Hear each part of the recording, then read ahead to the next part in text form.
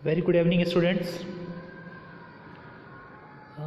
पिछले लेक्चर में हम लोगों ने एक न्यूमेरिकल को सॉल्व किया था, डिज़ाइन ऑफ स्टील स्ट्रक्चर का।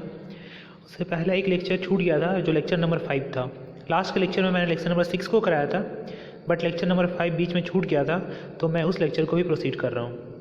जैसे कि आप लोग को पता है कि डिज़ाइन ऑफ स्टील स्ट्रक्चर के अंदर में न्यूमेरिकल्स जितना से ज़्यादा करेंगे आप, उतना ज़्यादा से ज़्यादा आपका कॉन्सेप्ट क्लियर होगा। तो हम न्यूमेरिकल्स की भी बात करेंगे। आपके एग्जामिनेशन में इस टाइप के क्वेश्चंस पूछे जाते हैं और लास्ट ईयर इस टाइप के क्वेश्चन पूछे गए हैं। ओके, तो चलिए हम लोग सॉल्व करते हैं इस न्यूमेरिकल्स को।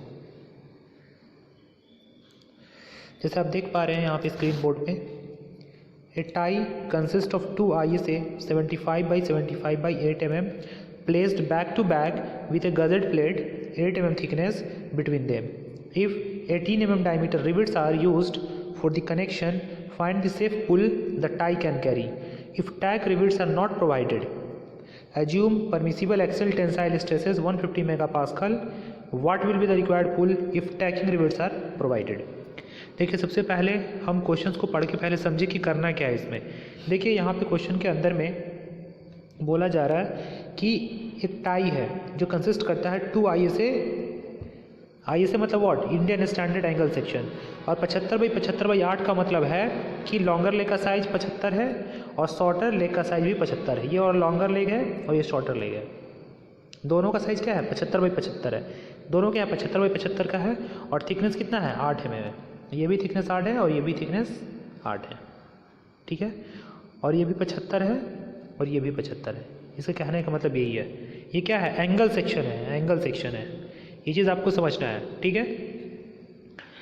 अब इसको क्या किया गया है, बैक टू बैक क्या किया गया है, कनेक्ट किया गया है। एक गसेट प्लेट के अंदर में बैक टू बैक इसको क्या किया गया है, कनेक्ट किया गया है 18 mm डायमीटर के रिवेट से, ठीक है। तो बोला जा रहा है कि सेफ पुल की वैल्यू निकालें, कितना कैरी करेगा। पहले केसेस में निकालना है कि जब टैक रिवेट का यूज़ नहीं किया जा रहा है, मतलब टैक रिवेट प्रोवाइडेड नहीं है। दूसरे केसेस में क्या यूज़ करना है, जब दूसरा केसेस में है कि जब टैक रिवेट प्रोवाइड किया जाता है तब कितना परमिसिबल स्ट्रेस होगा। ये दोनों की वैल्यू को क्या करना है, फाइंड आउट करना है, ठीक है। मतलब इस क्वेश्चन के अकॉर्डिंग हमको एक ISA है, इंडियन स्टैंडर्ड एंगल सेक्शन है, जब दोनों को बैक टू बैक यूज़ किया जा रहा है और जब टैकिंग रिवेट को प्रोवाइड नहीं किया जा रहा तब निकालना है, और जब टैकिंग रिवेट को प्रोवाइड किया जा रहा है तब निकालना है। दोनों में हम लोग को एक्सेल टेंशन की वैल्यू को फाइंड आउट करनी है। ओके, तो चलिए क्वेश्चन को सॉल्व करते हैं। देखिए, पहला केस यही है। इस टाइप के क्वेश्चन हम लोगों ने बहुत सारे किए हैं। जैसे देखिए, यही हमारा गसेट प्लेट है, आप लोगों को जैसे कि पता है। अब इसमें देखिए यहाँ पे एंगल सेक्शन यूज़ किया गया है 75 by 75 का, ये आपको पता है। 75 by 75 by 8 कहने का मतलब होता है कि लॉन्गर लेग का साइड है, मतलब कि जो अनकनेक्टेड पार्ट है उसका साइज 75 है और जो कनेक्टेड लेग है उसका साइज 75 है। 75 by 75 है और थिकनेस आप लोगों को पता ही है 8 mm का। अब देखिए, ये भी है, क्या बोला जा रहा है, बैक टू बैक, मतलब इस वाले जो गसेट प्लेट है इसके बैक में एक यहाँ पे और एक यहाँ पे, 2 है, ठीक है। अब यहाँ पे क्या है, 8 mm का गसेट प्लेट भी है। ये गसेट प्लेट जो दिख रहा है ये 8 mm का है, ठीक है। तो देखो, मैंने पहले कॉन्सेप्ट बताया था कि जब टैक रिवेट का यूज़ नहीं किया जाता है, तो जब टैक रिवेट का यूज़ नहीं किया जाता है तो उसको हम कैसे फाइंड आउट करते हैं, उसको फाइंड आउट करेंगे एज ए फर्स्ट केस के जैसा। मान लो कि यहाँ पे क्या है, इसको फर्स्ट केस में कैसा मानते थे कि एक साइड कनेक्टेड है, एक साइड का निकाल लेंगे। अब क्या करेंगे, 2 से हम लोग मल्टीप्लाई कर देंगे। एक साइड का निकाल करके 2 से मल्टीप्लाई कर देंगे तो हमारा क्या होगा, निकल जाएगा इसका एक्सेल टेंसल में स्ट्रेस। लेकिन पहले एक का निकालना पड़ेगा, ठीक है ना, एक का निकालना पड़ेगा। तो एक का हम लोग मान लो कि गसेट प्लेट है और गसेट प्लेट के एक साइड में यहाँ पे कनेक्टेड है, यहाँ पे ये ISA Indian standard angle section. तो कैसे निकालते थे, पहले हम लोगों ने आप लोग को बताया था फॉर्मूला में। देखिए, यहाँ पे गसेट प्लेट के अंदर में एक यहाँ पे बोल्ट का भी यूज़ किया जा रहा है। क्वेश्चन में लिखा हुआ है कि 18 mm डायमीटर का बोल्ट का यूज़ किया जा रहा है, ठीक है। ये क्वेश्चन है, ओके। तो देखिए, सबसे पहले आपका 18 mm डायमीटर का रिवेट्स का यूज़ किया गया है। तो सबसे पहले देखिए यहाँ पे students, when tack rivets are not provided, पहला टैक रिवेट का प्रोवाइड नहीं किया गया है तब both the angle act separately as a single angle, तो दोनों एंगल सेपरेटली सिंगल एंगल के जैसा काम करेगा, ठीक है। तो पहला केस में देखो, डी का वैल्यू 18 है, एक्चुअली में ये डी डैश है, ठीक है। आप करेक्ट कर लीजिएगा, डी का वैल्यू 18 है तो डी डैश का वैल्यू कितना हो जाएगा, डायमीटर ऑफ होल कितना हो जाएगा, 25 से कम है तो उसमें क्या करते हैं 1.5 जोड़ देते हैं, तो 18 + 1.5 ये वैल्यू आ जाएगा 19.5 mm। ठीक है। अब स्ट्रेंथ ऑफ सिंगल एंगल का स्ट्रेंथ निकालने के लिए मैंने आपको फॉर्मूला बताया था, A1 इज इक्वल टू क्या बताया था, L1 minus dia of hole minus T/2 close bracket into यहाँ पे T से हम लोग मल्टीप्लाई करते थे, ठीक है। तो चूंकि दोनों क्या है, दोनों का साइज 75 ही है, तो L का साइज यहाँ पे कितना 75 माइनस डाया ऑफ होल 19.5 आया है ये वाला वैल्यू, और T का वैल्यू यानी कि जो थिकनेस दिया हुआ है 8 mm दिया हुआ है तो T/2 कर देंगे और यहाँ पे T का वैल्यू से मल्टीप्लाई कर देंगे, तो ये का वैल्यू आ जाएगा 412 mm²। फिर से हम A2 की वैल्यू निकालेंगे, जिसके लिए मैंने फॉर्मूला बताया था B minus T/2 into what into T, तो यही चीज़ यहाँ पे है। तो B का वैल्यू 75 है, ठीक है। उसके बाद में T/2 हो गया इंटू T का वैल्यू ये हो गया 8, ठीक है। जब इसको सॉल्व करेंगे आप तो ये आ जाएगा 568 mm², ओके। तो A1 और A2 का वैल्यू पता चल गया, ठीक है। इसके बाद मैंने बताया था आपको क्या, रिडक्शन फैक्टर का वैल्यू कैसे निकालते हैं, K is equal to 3A1 divided by 3A1 plus A2, ये आप लोगों को पता है, okay. So K is equal to 3A1, तो A1 की वैल्यू 412 आई है, और देखो 3A1 412 और A2 का वैल्यू 568 है। इसको जब सॉल्व करेंगे तो आपका वैल्यू आ जाएगा K is equal to 0.685, okay. अब A नेट इक्वल टू होता है A1 प्लस KA2, तो A1 की वैल्यू 412 प्लस A2 की वैल्यू 568 और K की वैल्यू 0.685। इसको जब आप सॉल्व करेंगे तो A नेट की वैल्यू आ जाएगी 801.16 mm², ओके। अब देखिए जब हमारी एरिया की वैल्यू निकल गई तो स्ट्रेंथ के लिए मैंने आपको बताया था किसे मल्टीप्लाई करते हैं, एक्सेल टेंशन में जितना स्ट्रेस है उससे हम एरिया को मल्टीप्लाई कर देते हैं, है ना, यानी कि सिग्मा 80 इंटू वॉट A, तो सिग्मा 80 की वैल्यू 150 होती है, ठीक है। मैंने आपको पहले बताया था अगर क्वेश्चन में नहीं दिया गया है तो हम लोग 410 ग्रेड ऑफ प्लेट मानते हैं, और 410 ग्रेड प्लेट के लिए FI की वैल्यू जो होती है वो 250 होती है, ठीक है।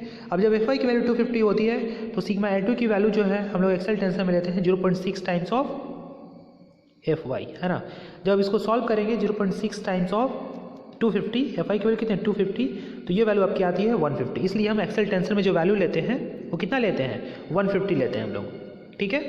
अब ये 150 से मल्टीप्लाई करेंगे आप एरिया को 801.16 को, तो ये वैल्यू आ जाएगा आपका 120174 न्यूटन, ये स्ट्रेंथ आ गया। अब ये स्टूडेंट्स ये कितना का, एक एंगल का स्ट्रेंथ आया है, एक एंगल का ये स्ट्रेंथ आ गया 120174 न्यूटन। अब देखिए आप इस क्वेश्चन में यहाँ पे देखिए, अब यहाँ पे कितना एंगल कनेक्टेड है, एक इधर से और एक इधर से, तो जितना एक का स्ट्रेंथ आया है उसमें हम 2 से मल्टीप्लाई कर देंगे तो हमारा क्या निकल जाएगा, दोनों का स्ट्रेंथ निकल जाएगा, ओके। तो वही चीज़ यहाँ पे नीचे किया जाएगा। अब देखो यहाँ पे स्ट्रेंथ ऑफ 2 ISA, अब 2 ISA एंगल सेक्शन का स्ट्रेंथ कितना हो जाएगा 2 टाइम्स ऑफ 120.174, ये किलो न्यूटन में कन्वर्ट कर दिए, ओके। कैसे कन्वर्ट किया मैं बता रहा हूँ, तो इसको जब मल्टीप्लाई करोगे तो ये आ जाएगा 240.35 किलो न्यूटन, ओके। अब देखिए ये आप कंफ्यूज नहीं होना है, यहाँ पे देखिए ये जो वैल्यू है 120.174 न्यूटन आया है, किलो न्यूटन में कन्वर्ट करने के लिए क्या करेंगे, इसको 1000 से डिवाइड कर देंगे तो ये वैल्यू आ जाएगा 120.74 किलो न्यूटन, ठीक है। तो वही किलो न्यूटन में नीचे लिखा गया है, ओके। 1000 से इसको डिवाइड करके किलो न्यूटन में कन्वर्ट कर दिया गया है, तो ये वैल्यू आपका आ गया है 240.35 किलो न्यूटन। अब देखिए बहुत इंपॉर्टेंट चीज़ है, when tack rivets are provided, जब टैक रिविट को प्रोवाइड किया जाता है तो बहुत ही ईजी है। जब टैक रिविट को प्रोवाइड किया जाता है तो ए नेट की वैल्यू हम लोग निकालने के लिए फॉर्मूला यूज़ करते हैं 2 times of bracket on AG minus deduction for holes. I hope कि मैंने प्रीवियस के बहुत सारे लेक्चर्स में इसके बारे में मैंने बताया था, और ये लास्ट केस था, इससे पहले मैंने बहुत सारे केसेस के बारे में क्वेश्चन कराया है, और ये लास्ट केस था जबकि टैक रिविट प्रोवाइड किया जाता है और जब टैक रिविट नहीं प्रोवाइड किया जाता है। दोनों केसेस में हम डिफरेंस को बताने के लिए इस क्वेश्चन को हम यहाँ पे लाए थे ताकि आप लोग को डिफरेंस क्लियर हो जाए। अब देखिए यहाँ पे जब टैक रिविट का प्रोवाइड किया जा रहा है तब देखिए ए नेट की वैल्यू डायरेक्ट हम लोग 2 times of bracket on AG minus deduction of hole से निकाल सकते हैं, तो 2 टाइम्स ऑफ AG। अब बोलिएगा भी ये ग्रॉस सेक्शन कहाँ से आया है स्टूडेंट्स, देखिए तो ग्रॉस सेक्शन के लिए हम लोग जाते हैं स्टील टेबल के अंदर में, ठीक है। लेकिन आपकी एग्जामिनेशन में स्टील टेबल का यूज़ नहीं करना है, डायरेक्ट स्टील टेबल से वैल्यू आपके एग्जामिनेशन में क्वेश्चन में दी जाएंगी, ओके। अब देखिए तो 1138 ये कहाँ से आया है, जब आप स्टील टेबल के अंदर में जाएंगे एंगल सेक्शन के अंदर में, अब 75/8 इसके कॉरस्पॉन्डिंग में जाएंगे आप स्टील सेक्शन के स्टील स्ट्रक्चर के जो स्टील टेबल होता है उसके अंतर्गत में। एक बार हम आपको दिखा देंगे कभी पीडीएफ के द्वारा, बट अभी आप इतना समझिए कि 75/8 के लिए जो हमारा स्टील टेबल है उसके कॉरस्पॉन्डिंग में हमारा जो AG का वैल्यू होता है ये दिया गया है स्टील टेबल में 1138, ठीक है, कितना 1138। ऐसा नहीं है कि ये अपने से लिख लिया गया है, ये क्या है स्टील टेबल में गिवन है 75/75/8 के कॉरस्पॉन्डिंग में हमारा एजी की वैल्यू, ग्रॉस क्रॉस सेक्शन की वैल्यू। ठीक है, क्लियर है। अब डिडक्शन फॉर होल, इसके लिए क्या लिखते थे हम लोग, D dash into T, D dash into क्या करते थे टी, तो डी डैश का वैल्यू कितना है 19.5 और टी की वैल्यू कितनी है 8। जब इसको आप सॉल्व करेंगे तो ये आ जाएगा 1964 mm²। ओके स्टूडेंट्स, तो ये आ गया एनेट की वैल्यू। ठीक है, अब ये जो वैल्यू आया है ये दोनों के लिए आया है, किसके लिए आया है, दोनों के लिए आया है, दोनों एंगल सेक्शन के लिए। ऐसा नहीं कि फिर लास्ट में इसको 2 से मल्टीप्लाई करना है, ये ऑलरेडी यहाँ पे 2 से यहाँ पे मल्टीप्लाई किया गया है ना, इसलिए अब इसको मल्टीप्लाई करने की जरूरत नहीं है। ये वैल्यू हमारी आ गई 1964 mm²। ठीक है, अब ये एनेट की वैल्यू आई है, अब हमको यहाँ पे स्ट्रेंथ निकालना है, तो क्या मल्टीप्लाई करेंगे स्ट्रेस से, तो एक्सेल टेंशन में स्ट्रेस की वैल्यू कितनी होती है 150 वैल्यू होती है, तो 150 है, 150 से हम लोग एरिया को मल्टीप्लाई करेंगे तो हमारा स्ट्रेंथ का वैल्यू निकल जाएगा। तो P80 की वैल्यू ये आ गई है 294600 न्यूटन। जब आप इसको किलोमीटर में कन्वर्ट करेंगे तो इस वैल्यू में क्या करेंगे 1000 से डिवाइड कर देंगे, तो ये वैल्यू आ जाएगी 294.60 किलो न्यूटन। ये वैल्यू की क्या आ गई, एक्सेल टेंशन में कितना स्ट्रेस है। तो आप लोगों ने दोनों केसेस में देखा कि जब टैक रिबिट का प्रोवाइड किया जाता है तो किस तरीके से हम लोग एक्सेल टेंशन में स्ट्रेस की वैल्यू निकालते हैं, और जब टैक रिबिट को प्रोवाइड नहीं किया जाता है तो किस तरीके से निकालते हैं।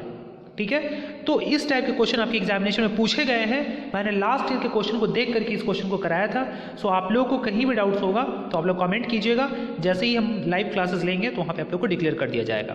बट मुझे लगता है कि आप लोगों को समझ में आ गया होगा, क्योंकि लास्ट के बहुत सारे लेक्चर में मैं इसी पे क्वेश्चन कर रहा हूँ लगातार अभी, कि एंगल सेक्शन का यूज़ किया जाता है तो एनेट कैसे निकालते हैं, डायमीटर ऑफ होल कैसे निकालते हैं, P80 की वैल्यू कैसे फाइंड आउट करते हैं, ISA क्या होता है, 75/75/8 क्या है वहाँ पे, D डैश क्या है, T क्या है, AG क्या है, कैसे AG की वैल्यू आती है, मैं बिल्कुल डिक्लेयर आपको बता रहा हूँ। तो मुझे नहीं लगता है कि आपको कहीं प्रॉब्लम होना चाहिए। ठीक है, आई होप कि आप लोग इस टाइप के क्वेश्चंस को कर लोगे। आप लोग को प्रैक्टिस करने की ज़रूरत है ना, प्रैक्टिस करना पड़ेगा इसके लिए। जितना प्रैक्टिस करेंगे उतना ज़्यादा आपका कॉन्सेप्ट क्लियर होगा। ठीक है, अभी थोड़ा सा मैं क्लासेस रेगुलर नहीं ले पा रहा हूँ, कुछ रीजंस हैं, ठीक है, जिसकी वजह से मैं नहीं ले पा रहा हूँ। तो मैं जैसे क्लासेस ले पा रहा हूँ मैं क्लास लूँगा आप लोगों का। ठीक है, और जैसे ही मैं कंटिन्यू हो जाता हूँ तो फिर आप लोगों का सब कुछ ठीक हो जाएगा। ठीक है, बट फिलहाल जितना मैं करा रहा हूँ उतना कीजिए, बिकॉज कुछ प्रॉब्लम में हूँ जिसकी वजह से मैं क्लासेस नहीं ले पा रहा हूँ। ठीक है, तो ये सारी चीज़ें हैं, एक्सेल टेंशन में दोनों केसेस में वैल्यू निकल गई हैं। ओके, तो इस तरीके से क्वेश्चन को करते हैं हम लोग। जब टैक रिबिट को प्रोवाइड किया जाता है तो सिंपली फर्स्ट केसेस के जैसा हम लोग एक केस को निकालेंगे और 2 से मल्टीप्लाई कर देंगे। ठीक है, और जब टैक रिबिट का यूज़ किया जाता है तो simply A net equal to 2 times of AG minus deduction for holes, इस वैल्यू को यूज़ करेंगे, यानी AG minus D dash into T, और सारे फॉर्मूला में पुट करेंगे, ये वैल्यूज हमारी आ जाएंगी। और लास्ट में जब एनेट का वैल्यू निकल जाएगा तो हम लोग एक्सेल टेंशन के स्ट्रेस से मल्टीप्लाई कर देंगे तो हमारा स्ट्रेंथ निकल जाएगा। मैंने इस टाइप के बहुत सारे क्वेश्चंस आपके लास्ट में करा चुके हैं ऑलरेडी, मुझे नहीं लगता कि इसमें कुछ प्रॉब्लम होगा आप लोगों को। ठीक है स्टूडेंट्स, तो मिलते हैं नेक्स्ट वीडियो में, तब तक के लिए आप लोग प्रैक्टिस को कंटिन्यू रखें। Okay students, thank you very much for watching this session.